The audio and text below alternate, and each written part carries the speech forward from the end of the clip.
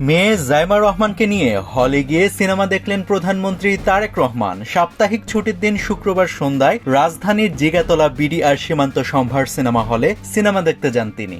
এই ঘটনা জানাজানি হওয়ার পর প্রথমে চারদিকে ছড়িয়ে পড়ে যে ঈদ উল ফিতরে মুক্তি পাওয়া সারা জাগানো সিনেমা বনলতা এক্সপ্রেস দেখতে গিয়েছেন তারেক রহমান। এই সিনেমাটি হুমায়ুন আহমেদের কিছুক্ষণ উপন্যাস অবলম্বনে নির্মিত হয়েছে। বনলতা এক্সপ্রেস ইতিমধ্যে স্মরণকালের সবচেয়ে জনপ্রিয় সিনেমার তকমা পেয়েছে বাংলাদেশে। স্বাভাবিকভাবে সবাই ধরে নিয়েছিল প্রধানমন্ত্রী তার মেয়েকে নিয়ে এই সিনেমাটি দেখতে গিয়েছিলেন। তবে পরে জানা যায় তারেক রহমান ও Zaima Rahman Hollywood science fiction cinema Project Hail Mary দেখতে গিয়েছিলেন।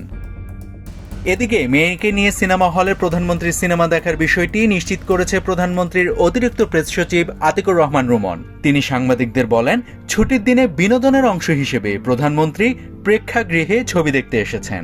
সন্ধ্যা 7:10 শো শুরু হয়ে শো শেষ হয় রাত 10:10। চলতি বছর মুক্তি পায় অ্যান্ডি উইয়ারের উপন্যাস অবলম্বনে নির্মিত সায়েন্স ফিকশন চলচ্চিত্র প্রজেক্ট হেইল মেরি।